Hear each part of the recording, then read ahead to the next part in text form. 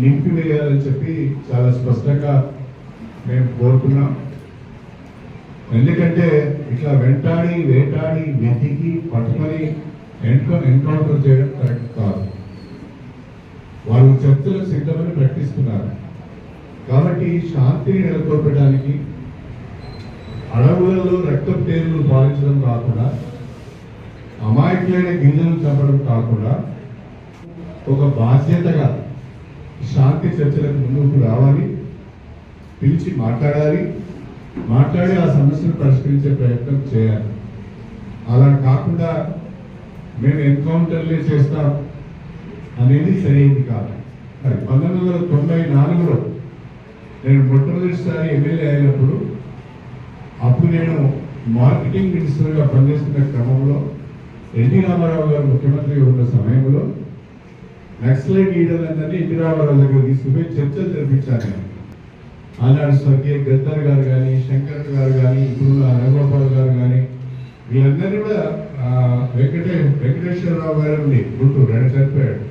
వీళ్ళందరినీ కూడా నేను స్వయంగా నా కార్యంలో తీసుకువెళ్ళి ఎన్టీ రామారావు దగ్గర చర్చలు జరిపించి అప్పుడు ఆ పీస్ టాక్స్ సక్సెస్ అని నిషేధం కూడా ఆ రోజు ఎత్తివేయడం జరిగింది. కాబట్టి ప్రభుత్వానికి కూడా పట్టువిడుపులు ఉండాలి. ఏదో శత్రు దేశంతో పోరాటం చేస్తున్నారనే భావన బీజేపీ నాయకులలో ఉంది. అది తప్పు. మీరు శత్రు దేశంతో పోరాటం చేయడం లేదు, మన ప్రజలతోనే మీరు పోరాటం చేస్తున్నారు.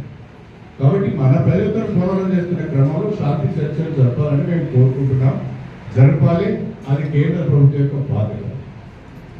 అందాల పోటీలనే విషయము హైదరాబాద్ మహానగరానికి ప్రపంచవ్యాప్తంగా ఒక బ్రాండ్ ఇమేజ్ ఉన్నది. ఆ బ్రాండ్ ఇమేజ్ దృష్టిలో పెట్టుకొని అందాల పోటీలు హైదరాబాద్లో నిర్వహించాలని చెప్పి నిర్వాహకులు నిర్ణయం తీసుకున్నారు. ఆ నిర్వాహకులకు కావాల్సిన వసతి ఏర్పాటు మాత్రమే రాష్ట్ర ప్రభుత్వం చేస్తున్నది. ఆ పోటీలు నిర్వహించడం ద్వారా హైదరాబాద్ బ్రాండ్ ఇమేజ్ పెరుగుతుంది అని, మరిన్ని పెట్టుబడులు హైదరాబాద్కి వస్తాయనే ఉద్దేశంతోనే తప్ప మిగతా పక్కన పెట్టి అది చేస్తున్నామని చెప్తే అంతకంటే దుర్మార్గమైన పిచ్చి ఆరోపణ ఇంకోటి లేదు.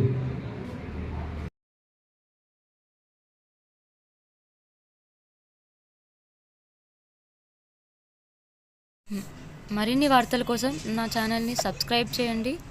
పక్కనే ఉన్న బెల్ ఐకాన్ని ప్రెస్ చేయండి. లైక్ చేయండి